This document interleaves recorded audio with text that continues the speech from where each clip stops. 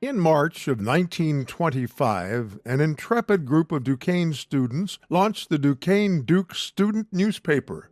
Henry X. O'Brien took the helm as its inaugural editor-in-chief. He later became Chief Justice of the Pennsylvania Supreme Court. Ever since that beginning, the Duke has provided the first page of Duquesne history. It acted as both a supporter and watchdog to its administration, faculty, and student body. The Duke staff strove to tell the news without fear or favor. They gave their time unstintingly and expressed their opinions freely. In filling this role for over a century, the Duke has been a vital part of forming and maintaining the cohesive and caring place that is Duquesne University. Hello, my name is Ken Gormley, and I'm honored to serve as the 13th president of Duquesne University, especially at this historic moment in time, the centennial of our Duquesne Duke student newspaper. As you'll see in this documentary video, the Duquesne Duke has been a vital part of the college experience for generations of students. These young men and women learn to write, manage their time, and manage staffs, putting in long hours as writers, reporters, photographers, and editors. They also learned a good deal about the importance of free speech. Those early years at the Duke shed light on the vital role journalism plays in our lives as the true bedrock of our democratic society, and that remains true today. I'm proud to serve as president of a university that continues to value truth in journalism. I was a student reporter for my own college newspaper, and that experience, I can tell you, has shaped my own life and career significantly. I know the diligence and care that goes into good journalism, and I respect the doggedness that our student journalists display in objectively covering the news and also sharing engaging features about life on campus. So I always do my best to say yes when Duke reporters ask for interviews or comments on issues of the day. I've also done my best to help them land internships and jobs that can lead to meaningful and fulfilling careers. As you'll see in this video, many of our journalism alumni have gone on to have incredibly successful careers, like Bill Hillgrove, a 1962 Duquesne journalism graduate who's had a long and illustrious career as the voice of the Pittsburgh Steelers. We thank Bill for graciously agreeing to narrate this video, preserving an important piece of Duquesne University history. The former Duke editors you'll meet in this film speak of the experience they gained and also the close friendships they forged during late nights in the newsroom and while they were scrambling to meet deadlines. These alumni offer important advice for today's student journalists about the vitally important ethical and professional foundation that's still built here in the Duquesne Duke newsroom. I hope you enjoy this short documentary. We're grateful to the many alumni who participated and to Professor Jen Taylor's oral history class in the spring of 2025, who painstakingly put together these important voices. A special thanks to Dawn Ma, director of Duquesne's Center for Emerging and Innovative Media, who produced this film, as well as to Professor Maggie Patterson, who has been the driver behind this 100th anniversary celebration. I speak on behalf of the entire university community when I say we are immensely proud that the Duquesne Duke remains a clear and consistent voice here on the Bluff. Congratulations, Duquesne Duke, on 100 years of serving Duquesne University of the Holy Spirit with integrity, creativity, and living up to the highest standards of professionalism. Thank you.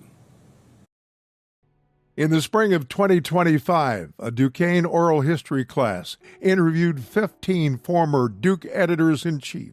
Their respective time in the editor's chair spans from 1968 to 2021. In this documentary, they tell their story. They found a home in the newsroom, formed lasting and trusting relationships with their staffs, and learned to write and be of service to their readers. Just immediately from first impression, meeting them both that day, I was like, oh, like this is the right club. I think my favorite part, one of my favorite parts was definitely the people that I got to work with. Those were still some of my closest friends and like strongest relationships that I built were all on the Duke. Well, the Duke to me was the Duke office to me was a clubhouse. I started out in the journalism department. I was aware of the Duke. I popped in. I would do some writing assignments here and there. And through that, I met a really close bunch of folks that I became friends with and stayed in touch with for decades.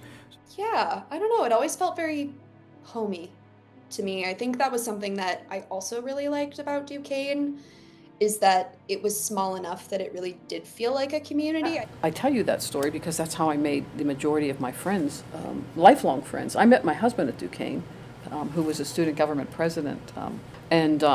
So for me, I made every relationship I ever had in my life right at Duquesne, and it was because of, it was just such great people. That was just, I don't know what it was, if we all had that same belief, or it was just a family. It was just great. The faculty you had, it was a very caring and nurturing environment. They learned the best ethics of journalism, and they helped to establish a well-informed Duquesne community. To make sure that you check it out, know your facts before you print something, and you got to verify that rather than just taking it like that. I mean, that was important to me. We knew when we wrote something that it was going to have an impact. We knew at that time, I don't think journalists do it so much now, you had to have 3 sources, not unnamed, they had to be named. You couldn't go with anonymous sources. You checked your sources, you made sure you had good sources before you came out with a story. I just knew that if you were a journalist, you were on the side of the truth, because you could find evidence and you could find facts and talk to people and get enough corroboration that you could fight the bad guys, that you could tell a good story that might help someone's day, that might help their... It's really important to stay true to those values and to be ethical about it. So I think, a lot of us, we really develop that tenacity. It's great. It's great to be able to say what you believe in and that sort of thing. But it's also great from the sense of, this gives us, just everyday students, the power to document in real time and be that first draft of history, and oftentimes last draft in history for people to get a ground truth of what, a certain period was like. I just think there's that unseen ripple effect of journalism that is so important to a free society and a republic like ours. And I hope that never goes away. I'm a big proponent of, that First Amendment and free speech. To a person, these editors testify to how their experience at the Duke shaped them. It built an ethical and professional foundation that has continued to support them. I think Duquesne instilled a hard work ethic in me, and working at the Duke instilled a hard work ethic in me, being able to juggle multiple tasks at once, being able to work on tight deadlines, and being able to work kind of with a diverse amount of people, to form a team. I think all those have really come in handy in my career still now. So I'm grateful for all that. From reporting to content editing to managing staff or portions of staff and so forth. So the Duke was a terrific, for me, 2-year as a managing editor and then editor-in-chief, a 2-year laboratory. At the time, I didn't know it, but it certainly served that purpose for a 40-year professional career. Each and every editor gave glowing accounts of the friendships and common cause that bound the Duke staff together. In the wee hours, Duke staffers shared cold pizza, edited each other's stories, laid out the pages, and shipped their proud product off to the printer. They loved their job and the support they got from one another, and they shared the pride of seeing the paper fill the newsstands every Thursday morning. So I think we wanted to be welcoming, but it was also trying to figure out, okay, well, how do we bring these other people in? So it kind of gave me an early crash course in what it's like to actually try to lead when people don't want to follow you. I think over time, we built that camaraderie, and, they had some constructive feedback for me that I actually hadn't realized. I'm in charge of content, which is really anything with words, I feel like, is what comes back to us. So it's social media, it's the website. If we need a statement, it's press releases, it's generating reports, coming up with survey ideas, etc. And I think all those fundamentals from Duquesne still serve me today. I really enjoyed working with some peers who were a little bit younger than me and just guiding and advising them and learning things. It was absolutely the pride of seeing that paper come out every week. To know how much time and effort and that you and your team put into it, and then to see, to be able to physically hold it and smell it and know that it was yours and your team's, just to have that incredible sense of. I like helping people, and I love helping people learn new things that I can help them with.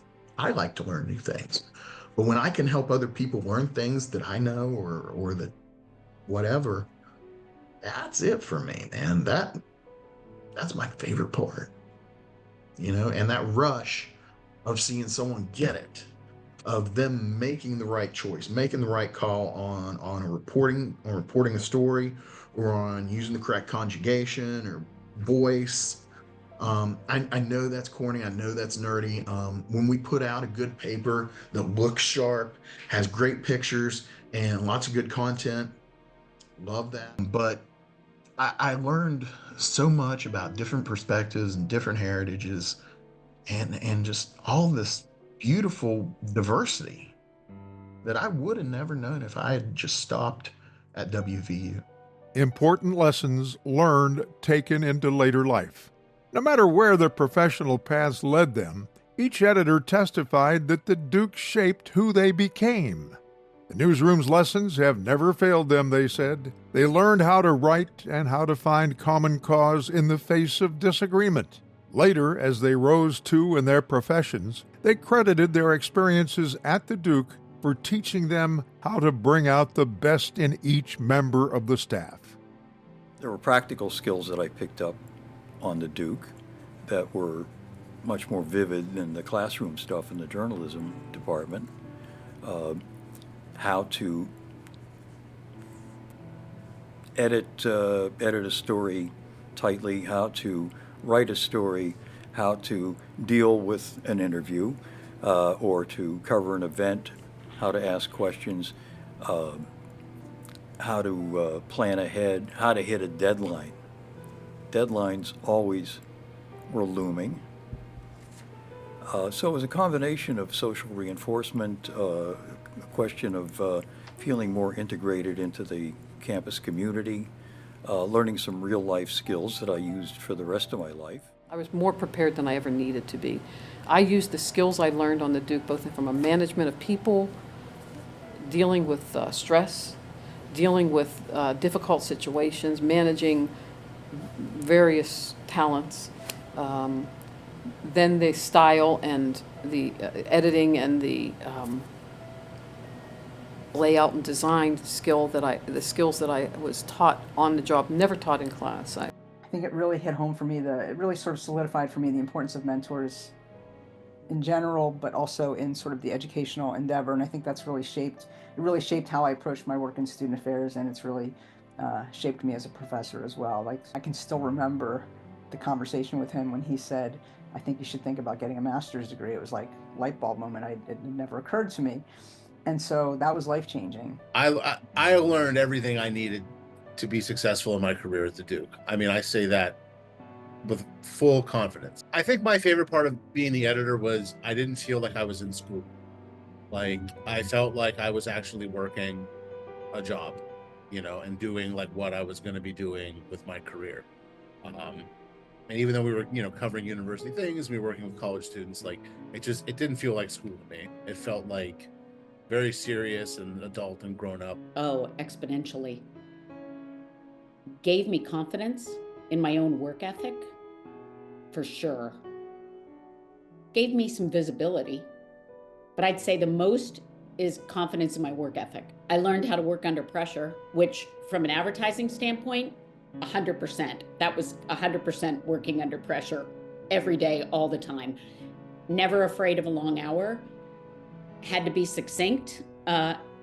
That was probably the most key. But then there were the feature things too that we could really sink our teeth into, and it was exciting. It was a really good thing, and I still keep that on my resume to this day. You know, that I did that because I feel like it's an important part of my development in my career. And I feel like all of like the knowledge that I gained about like interviewing and storytelling during my time in college like helped prepare me to facilitate that experience, and that was like huge and still like one of the best moments of my career. I think there are so many ways in which Duquesne like made me like a very good professional. I felt like I was just able to like propel towards whatever I wanted to do, and I always felt supported in that.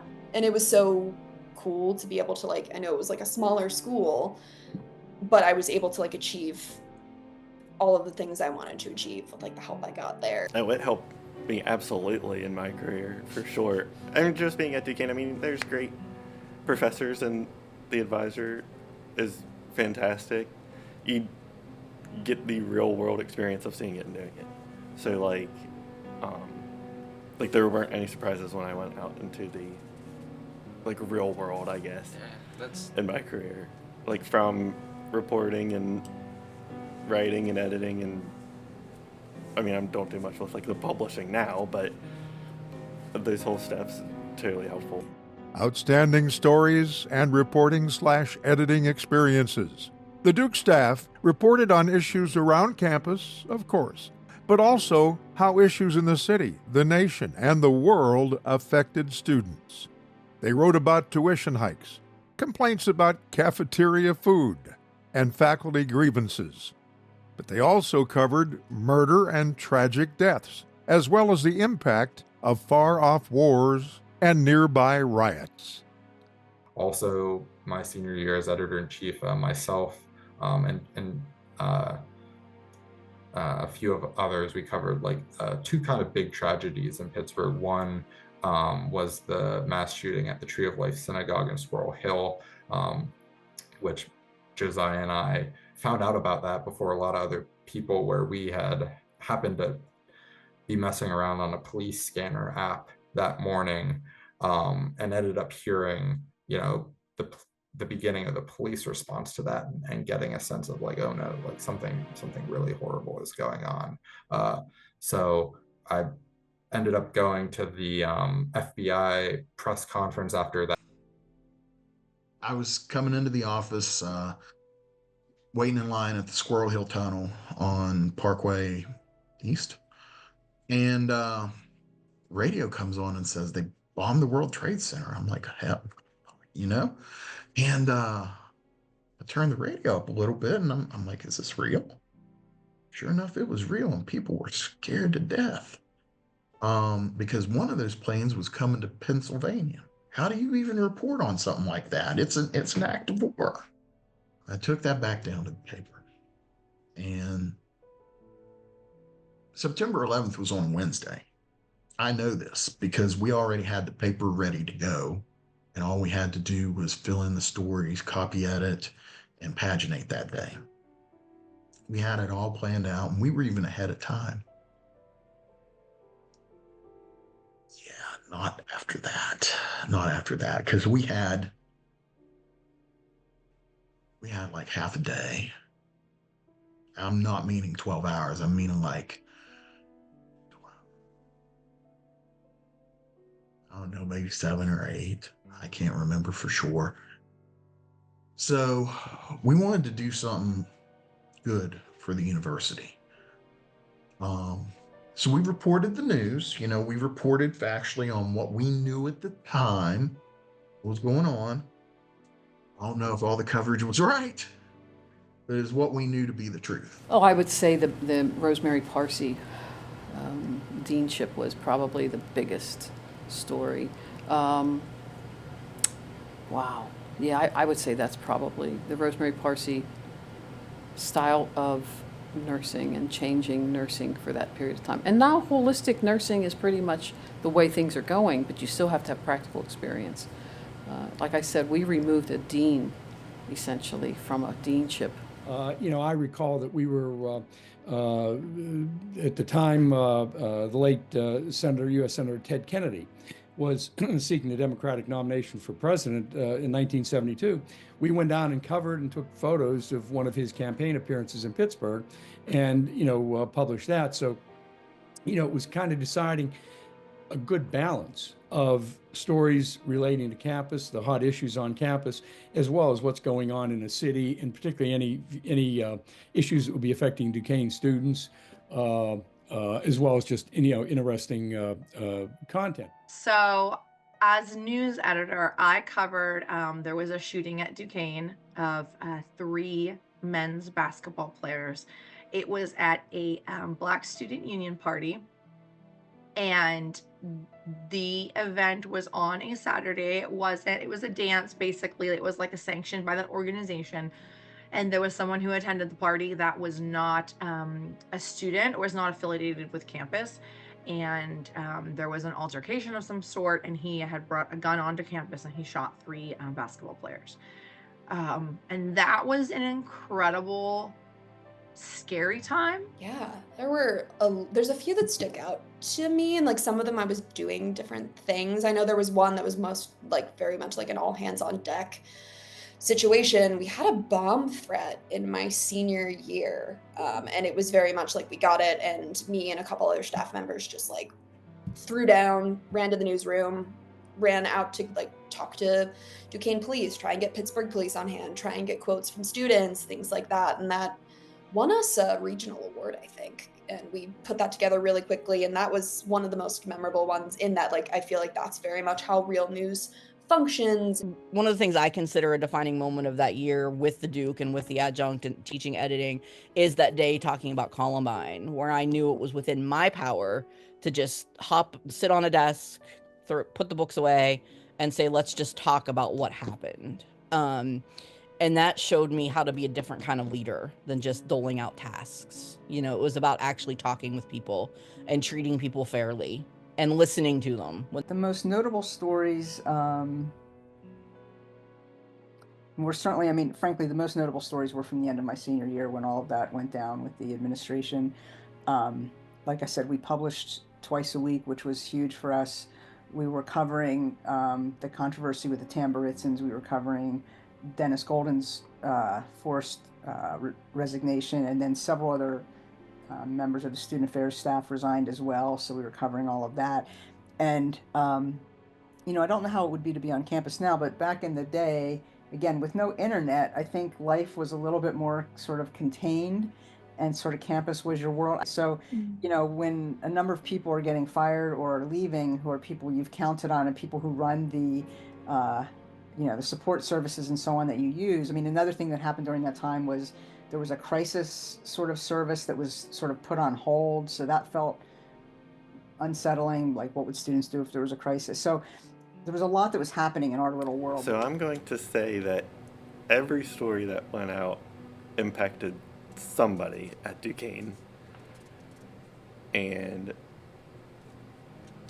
a few of them, like David, that I feel like that would be a good look back for years to come. I recall, having interviewed Father McAnally was obviously very important because there were a lot of issues. And I think what surprised me is what I do recall is making that request, Father McAnally, can I have an interview? I expected him to do it. I mean, I looked at that as that's his responsibility. He leaves the university. You've got to be transparent and, you talk to the students and the faculty and the administrators through the student newspaper. So I would expect him to say yes, but again, I was very nervous that he might say no. But they said, yeah, sure, come on over and we can talk. I found him to be, number one, forthcoming. I found him to be a pleasant individual to talk to. Not it wasn't a yuck fest or, slap you on the back and so forth, but he was very accepting of the interview and sitting down and talking.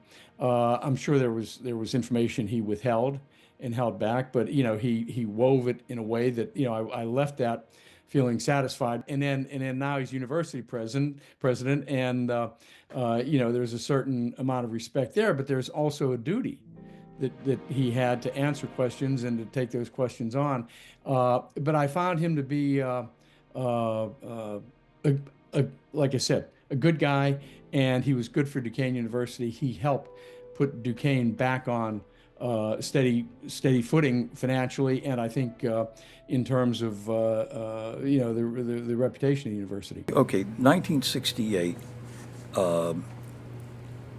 was a pretty uproarious time in history.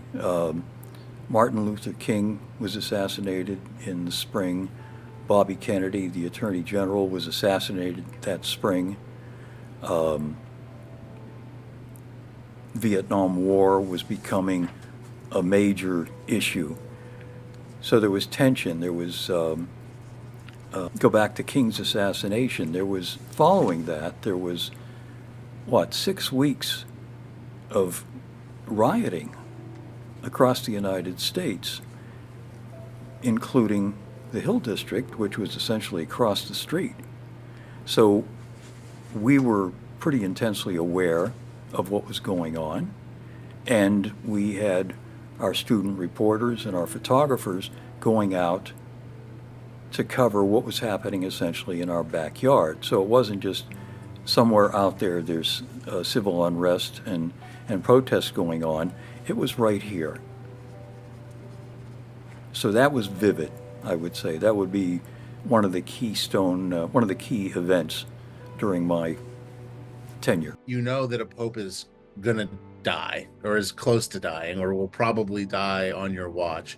And so we had like kind of an extended obituary idea going, but then our advisor, Steve Urbanski, was looking at the budget and he was like, we could afford to do a special edition, like I think it was only 6 or 8 pages with no ads, but we had it in the budget that we could produce this extra issue to commemorate the Pope John Paul II.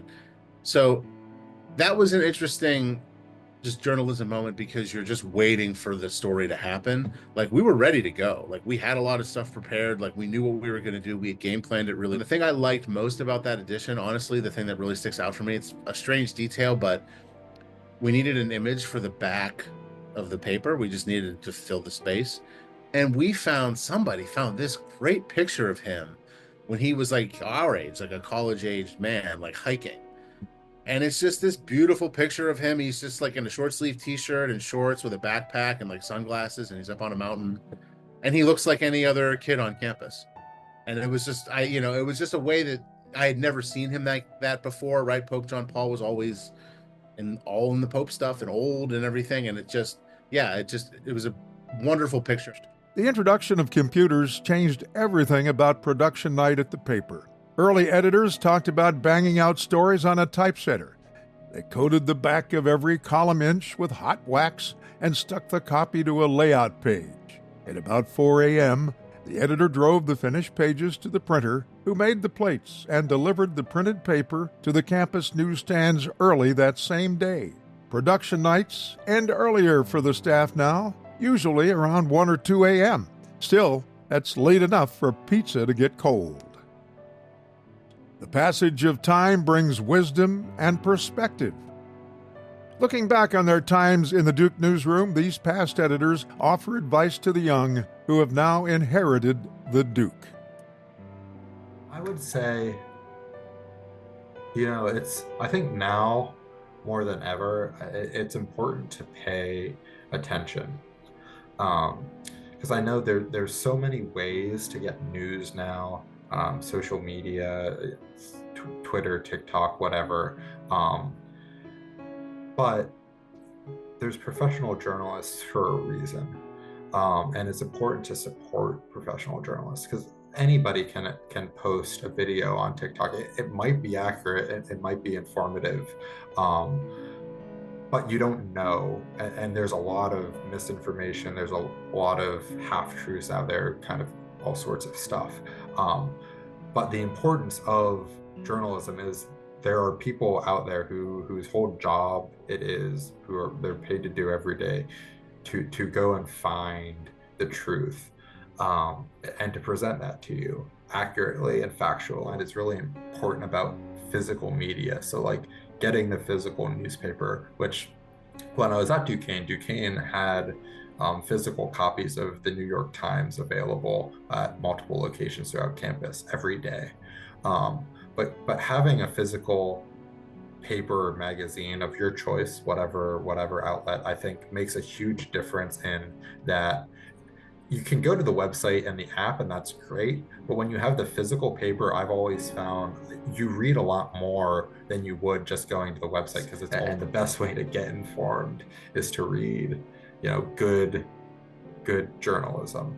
Take on, like, there's an old journalism maxim that I always really liked, which is comfort the afflicted and afflict the comfortable. Current and future students, there's a lot more to the world than you can see right now.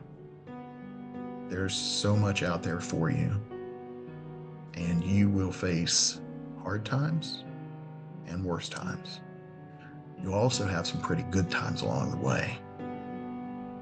One thing you need to remember, though, as much as we like to plan for the future, you need to live in the present. Well, again, I'm sure the folks who are doing this today are smarter and hipper and more savvy than I am. But, I mean, basic stuff that you can't forget is edit tight, keep it short, keep it disciplined. Don't be an authoritarian, but keep things streamlined and no more fancy and elaborate than they need to be. As far as how do you get out the paper? How do you manage it? Never be sure you have all the right answers. And if you're feeling a little uncertain, know that maybe that's a time to ask somebody. And that somebody could be a faculty person. Really cherish the time that you have. And I know it's really hard to think of yourself like outside of Duquesne and what you're going to be doing in the future. And you don't have to have it all figured out. You don't have to know like what you're going to be doing. You don't have to have the answers. Just keep on keeping on. And you will end up where you were meant to be, and you will have this amazing skill set, and just like cherish that time now. It really will. You will remember so much about it. You will you'll have these people at your wedding. You'll grow up and stay in touch with them. And, it's such a cool time in your life. And I think don't take yourself too seriously either. That's the other big thing. Like, don't lose sight of all the fun opportunities and things that you get to do because you're trying so hard to be perfect or to get it right. I think I would say be curious, always be curious, and stay involved. I think follow your passions to wherever that leads you. Don't second guess yourself. Just jump right in. I feel like that's something that I was able to do a lot when I was at Duquesne because so many doors were open for me in a way that you won't get that as much after college. Take full advantage of that. Just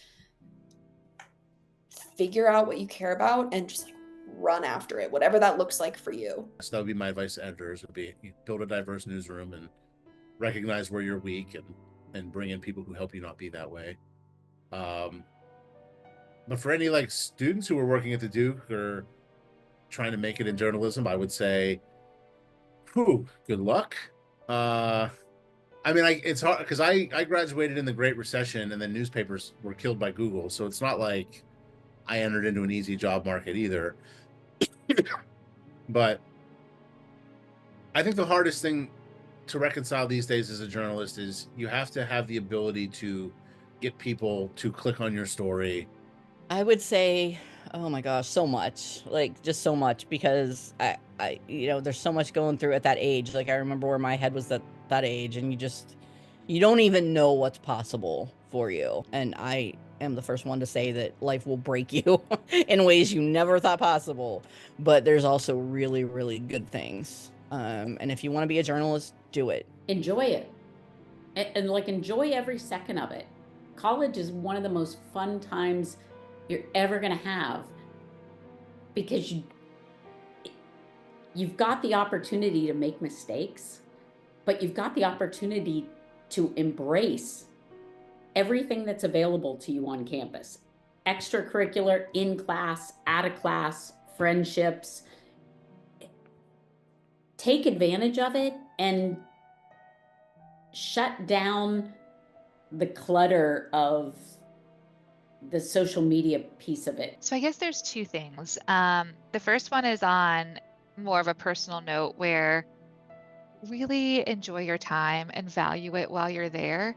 You're never going to be this free in your life again, where your job is to learn and take things in and be not just students at the university, but kind of like students of the world. And then I think on the more professional note,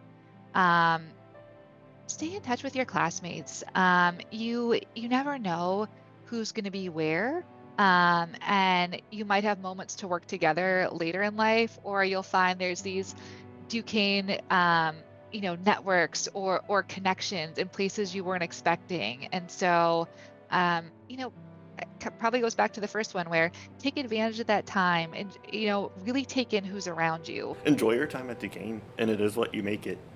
So, I mean, I came here kind of like brand new, didn't know or knew very little about Pittsburgh, very little about Duquesne, and totally made it my own, got myself out there, made a great group of friends, got involved with things like the Duke. Each of these editors testified to how their experience at the Duke stuck with them. It built an ethical and professional foundation that supported them for the rest of their lives. Over 100 years, the Duquesne Duke has occasionally engaged in tomfoolery. It has also growled like a watchdog and cheered on what it saw as the university's accomplishments. Importantly, it has indelibly shaped the lives of hundreds, even thousands of its young staffers. Those are the big accomplishments for this little newspaper. I think that probably the most important thing that a newspaper, the responsibility that the newspaper has, and especially the editor-in-chief, is ensuring that we are telling stories that matter to our readers, that matter to our communities, but that we're also doing it in a responsible way and with care and credibility to make sure that we are doing a service of journalism. Do you think that the campus community and or our readers understand what it is that we as a newspaper are trying to do? Sometimes I'm not entirely sure of that. And I'd like to be optimistic and say that everybody knows, or most people know, like what we are and what we're supposed to do. But I think maybe to an outsider, it can feel like we're maybe like a kind of exclusive club that sort of hides away and isn't accessible to anyone who isn't a part of the Duke. There was like a sort of greater purpose to it. It felt like I was allocating my time to something that actually had an impact to campus life, and maybe not to a majority of it, but at least to the people who pick up the paper or go to our website and read what we publish. In your ideal scenario, what would that impact be? a strong sense of community would come from people knowing what's happening around them. I think the point of good journalism is to create an informed and engaged citizenry to bolster community and a sort of shared understanding about the place that we inhabit. When I think of news and newspapers, I guess journalism more broadly, I think of it as the material, like history written before the historians get to it. Right. Like we're putting together the materials that people 100 years from now are going to look at to get a better sense of what Duquesne University was like. When you talk about the question of, does it change? Does the idea that we live forever in some form, whether it's online or in the print publication, I don't know that it changes the integrity or the work that we do, because the immediate impact is essential too, right? We need to tell stories with meaning and credibility and accuracy now, right? Because we are responsible to the people that are reading about us. We are responsible to the people that we're writing about. But the idea, and one of the reasons why I think so many people go into journalism in the first place, is because of that, because we are able to tell those stories and they last forever. I think in 200 years, the Duke is going to be entirely online, no more print, probably, most likely, based on current trends. I think just for fun, just for speculation, it's going to be a Neuralink-like technology. We're going to have chips in our brains. And every week on Thursday morning, bright and early, we are going to wake everybody up with our newspaper. I think that just doing this work is a great privilege, and to be able to have done it consistently for 100 years, the Duke should be really proud.